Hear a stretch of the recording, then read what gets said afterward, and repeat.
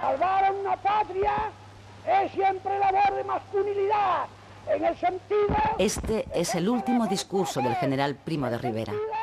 Lo pronuncia ante las mujeres de la Unión Patriótica. Faltan muy pocos días para que el dictador dimita. 27 de enero de 1930.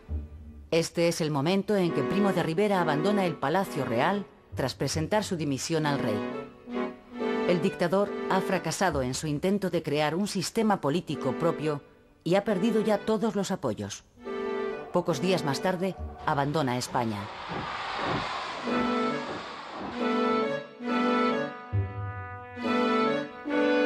Con el prestigio de la monarquía profundamente deteriorado a causa de su complicidad con la dictadura, Alfonso XIII tiene ante sí una ardua tarea: tutelar el primer intento de transición política a la democracia de la historia de España.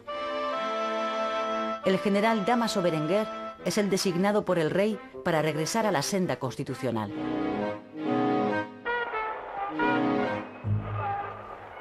El gobierno de Berenguer, conocido popularmente como la dictablanda, aborda la transición con tal lentitud que la opinión pública deja de creer en la sinceridad de sus propósitos y se distancia aún más de la monarquía. En agosto de 1930 se reúnen en San Sebastián representantes de las fuerzas antimonárquicas. Republicanos, socialistas y regionalistas firman un pacto por el que se comprometen a derribar la monarquía. Los grandes intelectuales españoles defienden esa misma posición. El filósofo José Ortega y Gasset publica en ese momento un demoledor artículo que termina diciendo: hay que destruir a la monarquía. En diciembre de 1930 estalla en Jaca una sublevación militar a favor de la República. Pero la huelga general prevista como apoyo no llega a declararse por la falta de coordinación del Comité Revolucionario y la sublevación fracasa. Los capitanes Fermín Galán y Ángel Hernández, responsables del levantamiento de Jaca, son fusilados y los miembros del comité van a la cárcel. Eso empuja a parte de la opinión pública hacia la causa republicana. Cuando el gobierno se decide a convocar, por fin, elecciones generales, los partidos políticos se niegan a participar en ellas. Berenguer dimite. Febrero de 1931. El almirante Juan Bautista Aznar es designado por el rey para formar nuevo gobierno. Aznar convoca elecciones municipales para el 12 de abril.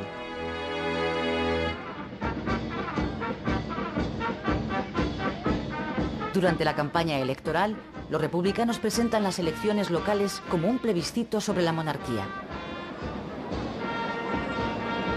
Los resultados electorales suponen para todos una sorpresa. Aunque el número de concejales monárquicos supera al de republicanos, estos triunfan en las ciudades donde la libertad de voto es real. Hasta allí no llega el poder de los caciques. Tras conocerse los resultados, el presidente de gobierno, almirante Aznar, acude a despachar con el rey.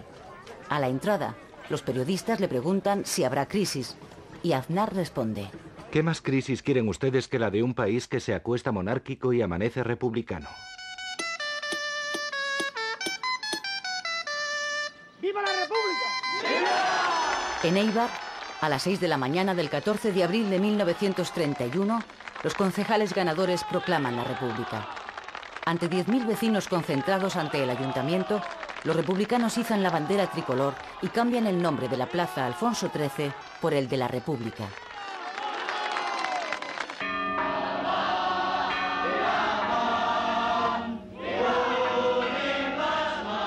El ejemplo de Éibar se extiende por toda España. En Barcelona, grupos de manifestantes republicanos se dirigen a mediodía a la Plaza de Sant Jaume. Los líderes de Esquerra Republicana, partido ganador de las elecciones, han convocado por radio la manifestación.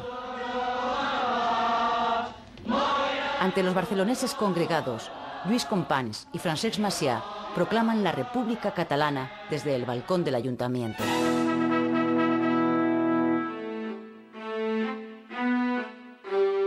En Madrid, a las 5 de la tarde, da comienzo el último Consejo de Ministros del reinado de Alfonso XIII. El conde de Romanones informa al Consejo que ha alcanzado un pacto con el Comité Revolucionario para entregarle el poder de forma pacífica. La monarquía cae ese día. No ha sabido adaptarse a la modernización que pide el país, se ha quedado caduca y además el pueblo la identifica con la oposición al cambio.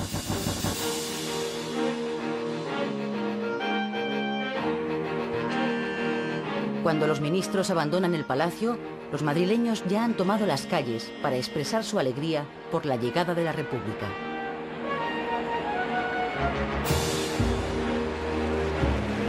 Al caer la tarde, el gobierno provisional iza la bandera republicana en el balcón del Ministerio de la Gobernación, en la Puerta del Sol. El nuevo presidente, Niceto Alcalá Zamora, proclama oficialmente la Segunda República Española.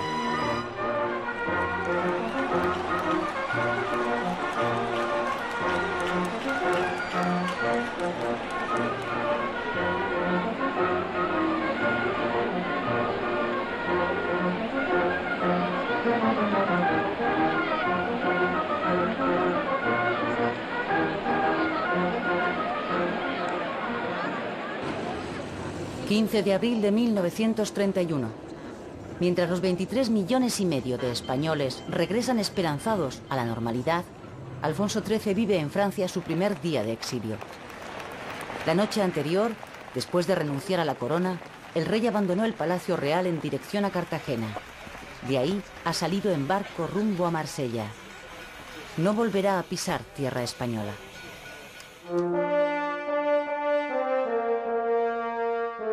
El gobierno provisional, consciente de las expectativas creadas por el cambio de régimen, anuncia enseguida que se propone transformar el Estado para hacerlo más moderno, laico y democrático.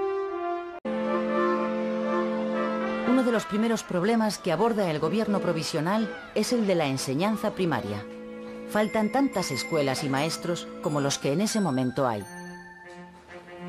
De cada 100 españoles, 44 no saben leer ni escribir. El Ministerio de Instrucción Pública aumenta el presupuesto de educación un 50% para poder abrir cada año 5.000 nuevas escuelas. El objetivo esencial es el de poner en pie un sistema de educación pública totalmente laica, capaz de sacar al país del atraso que padece.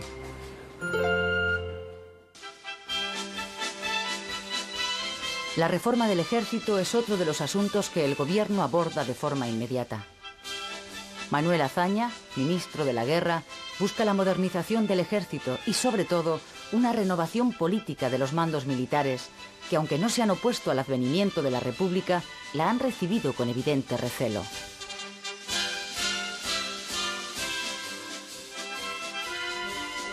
Azaña recurre a las jubilaciones anticipadas para reducir la desproporcionada cantidad de oficiales. Limita el ámbito de la jurisdicción militar en beneficio de la civil.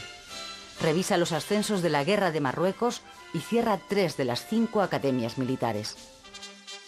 Las medidas de Azaña son mal recibidas por un sector del ejército que se aleja así de la República.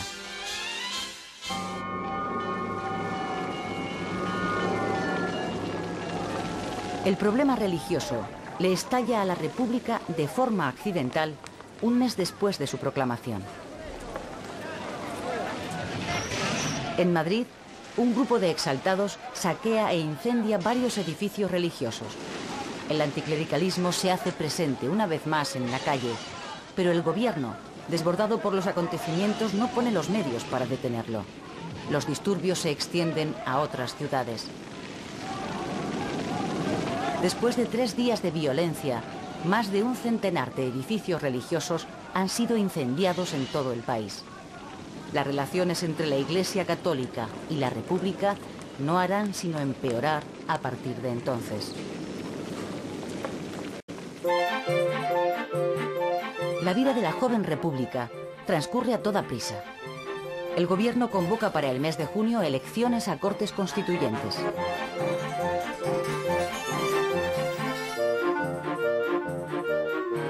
El país se llena de mítines a los que por primera vez los españoles acuden en masa. Se presentan a estas elecciones partidos de todas las tendencias, desde monárquicos a comunistas. Los partidos de la coalición republicano-socialista que formaron el gobierno provisional salen vencedores. El más votado es el Partido Socialista, seguido por el Partido Radical, ahora centrista, de Alejandro Lerroux. La derecha queda reducida a una minoría. En diciembre de 1931, después de 6 meses de tensos debates, las Cortes aprueban sin consenso la Constitución de la República.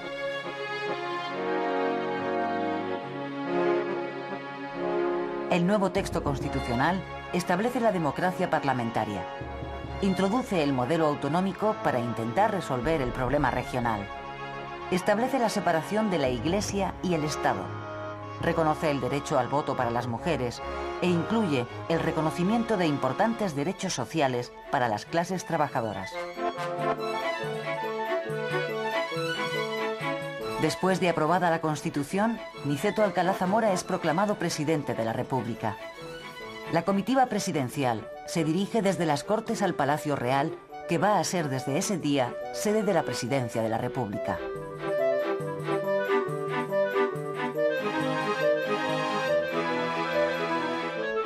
Como presidente del gobierno es designado Manuel Azaña. El único documento sonoro que nos ha quedado de la voz de Azaña son las palabras de bienvenida al presidente del gobierno francés. Habiendo encontrado el señor Herriot en su doble representación personal y oficial, por parte del gobierno francés y del pueblo español, la más cordial acogida y los sentimientos fraternales y pacíficos que han de unir de aquí en adelante a la República Española y a la República Francesa.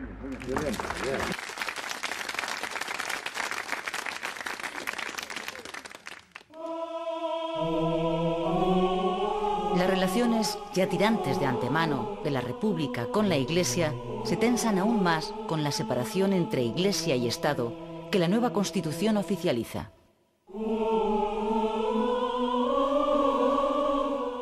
La Iglesia pierde a partir de entonces todos los privilegios que hasta ahora había tenido en su relación con el Estado. La nueva legalidad acaba con el pago de haberes al clero. Establece el matrimonio civil y el divorcio. Prohíbe a las órdenes religiosas que se dediquen a la enseñanza. Elimina los símbolos religiosos de todas las instituciones públicas. Disuelve a la Compañía de Jesús. Muchos jesuitas se irán al exilio.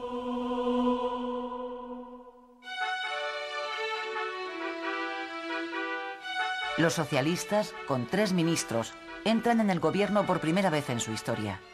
Uno de ellos, Largo Caballero, con una larga trayectoria sindical, ocupa la cartera de Trabajo y adopta una serie de medidas destinadas a favorecer a los trabajadores.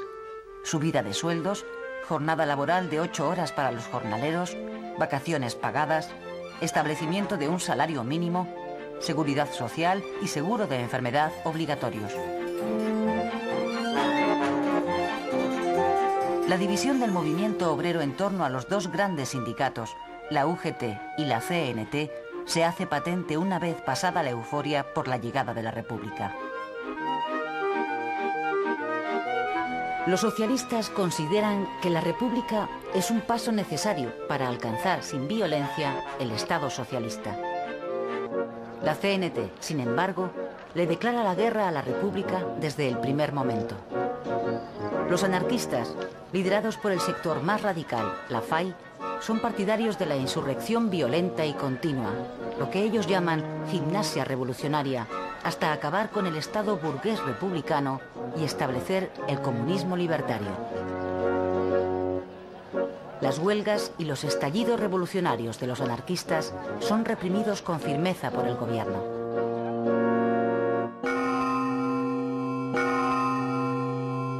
Agosto de 1932. El general Sanjurjo encabeza desde Sevilla el primer intento de golpe militar contra la República. Cuenta con el apoyo de un grupo de monárquicos y de un reducido número de mandos militares. La sublevación es fácilmente neutralizada por el gobierno.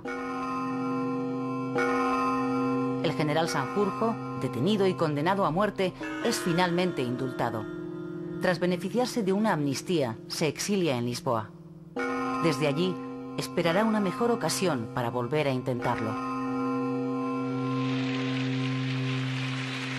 El éxito del gobierno frente a los golpistas le sirve a Azaña para sacar adelante dos proyectos que permanecían atascados en el Congreso: el Estatuto Catalán y la reforma agraria. En ese momento hay en España casi 2 millones de campesinos sin tierra, braceros eventuales que pasan gran parte del año en paro y que malviven con míseros jornales. El objetivo de la reforma agraria es que los jornaleros sin tierra acaben convirtiéndose en propietarios.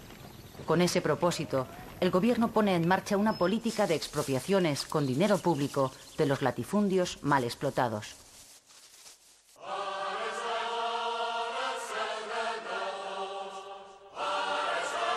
Septiembre de 1932. Miles de personas se echan a la calle en Barcelona para recibir a Azaña. Azaña va a hacer la entrega oficial al pueblo catalán del Estatuto de Cataluña, que las Cortes españolas acaban de aprobar. Los estatutos del País Vasco y Galicia están todavía en fase de discusión. El Estatuto proclama a Cataluña región autónoma dentro del Estado español. El apoteósico recibimiento que los catalanes hacen a Azaña es una prueba de agradecimiento por su empeño en sacar adelante este estatuto.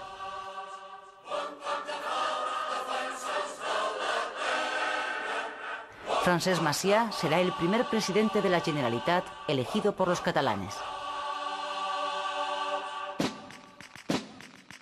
La lentitud en la aplicación de la reforma agraria, causada sobre todo por la falta de recursos económicos, acaba con la paciencia de los campesinos. Las ocupaciones de fincas y los levantamientos anarquistas se multiplican. En enero de 1933, la FAI hace un llamamiento a la insurrección general.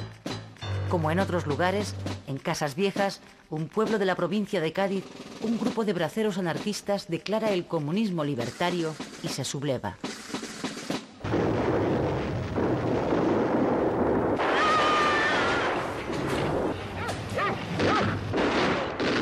«23 personas mueren víctimas de la brutal represión contra los anarquistas de Casas Viejas. La tragedia sobrecoge a la opinión pública. La derecha culpa al propio Azaña de lo ocurrido e intenta derribarle en el Parlamento. Dentro del socialismo comienza a extenderse la idea de que hay que abandonar el gobierno de coalición con los republicanos para no compartir responsabilidades con la burguesía reformista. Lo sucedido en Casas Viejas supone un golpe político mortal para el gabinete de Azaña, que acabará dimitiendo en septiembre de 1933. Se convocan nuevas elecciones para noviembre.